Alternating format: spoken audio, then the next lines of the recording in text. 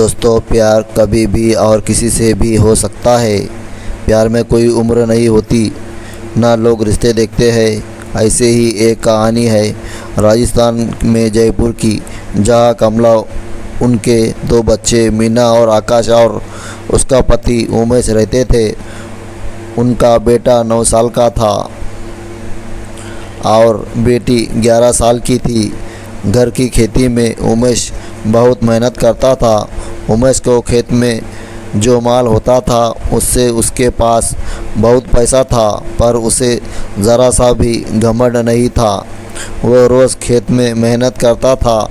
एक दिन उसके घर पर उसका बड़ा भाई, भाभी और उनका लड़का संदीप आए थे। संदीप बहुत हैंडसम था, 17 साल का हो गया था। उसकी चाची कमला उसे देखते ही रह गई। कुछ दिन रुकने के बाद उमेश के भाई, भाभी और संदीप वापस जाने वाले थे।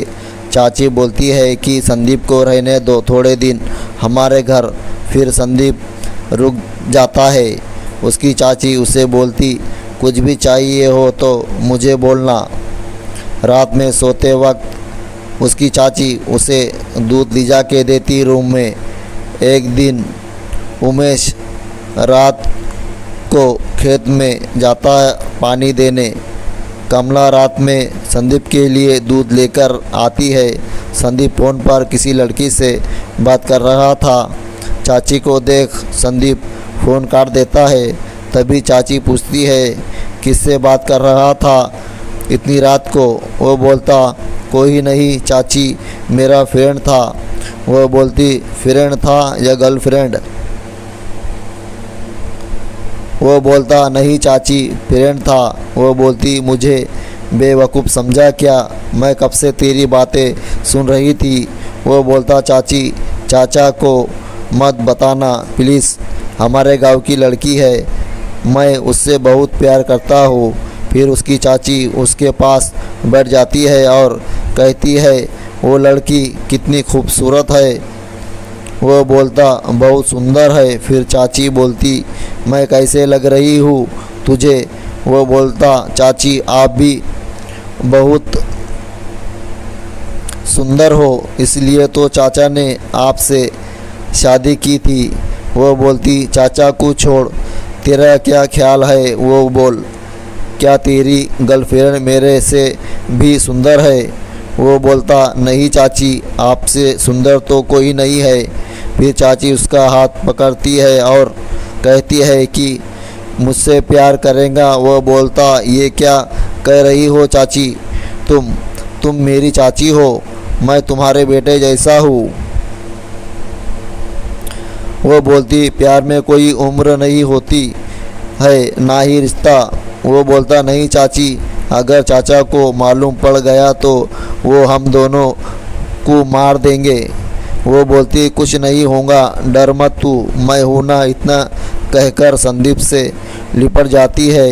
3-4 दिन ऐसे ही बच्चों के सोने के बाद संदीप के रूम में चली जाती थी। एक दिन उसकी बेटी मीना उठ जाती है और वो देखती है कि उनकी माँ उनके रूम में नहीं थी। फिर वो जाके देखती है तो उसे संदीप के रूम से आवाज़ आती है। वो जाके देखती है उसकी माँ और संदीप दोनों थे। वो ये सब बातें दूसरे दिन अपने पापा को बताती है। वो बोलता है, बेटी, संदीप भी तेरी माँ का बेटे जैसा है। उसे नींद नहीं आ रही होंगी तो तेरी माँ उसके पास लेटी होंगी। वो बोलती, नहीं पापा, मम्मी, संदीप भाई बहुत गंदी हरकतें कर रहे थे। उसके पापा बोलते हैं, ठीक है, मैं आज तेरे पास मेरा फ़ोन देकर जाऊंगा। अगर वो कुछ भी करते हैं तो तू फ़ोन से वीडियो बना लेना। फिर रात में कमला जैसे ही संदीप के रूम में जाती है, उसकी बेटी भी उसके पीछे जाती है। वो सब कुछ फ़ोन में रिकॉर्ड कर लेती है और वहाँ से जाने लगती है तो उसके हाथ से कुछ गिर जाता है। तभी उसकी माँ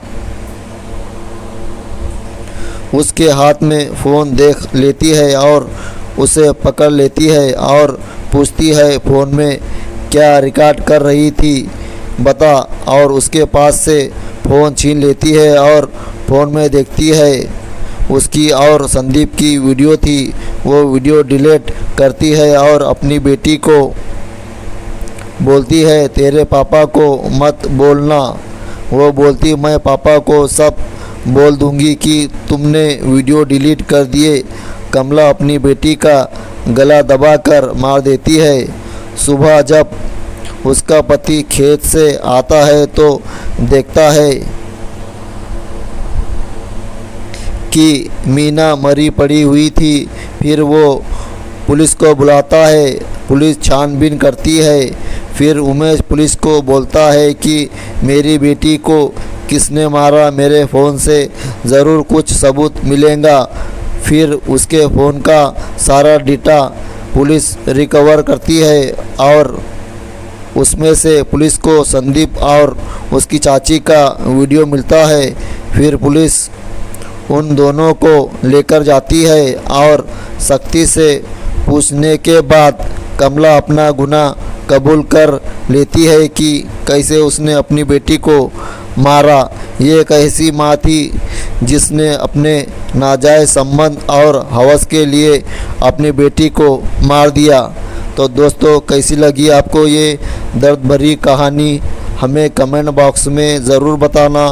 और प्लीज़ अगरचा आपने अभी तक हमारे चैनल को सब्सक्राइब नहीं किया है तो दोस्तों प्लीज़ हमारे चैनल को सब्सक्राइब करें और बेल आइकन की घंटी ज़रूर दबाएं और साथ में ऑल पर क्लिक करें ताकि जब भी हम कोई नया वीडियो अपलोड करें तो उसका नोटिफिकेशन आप तक पहुँचे।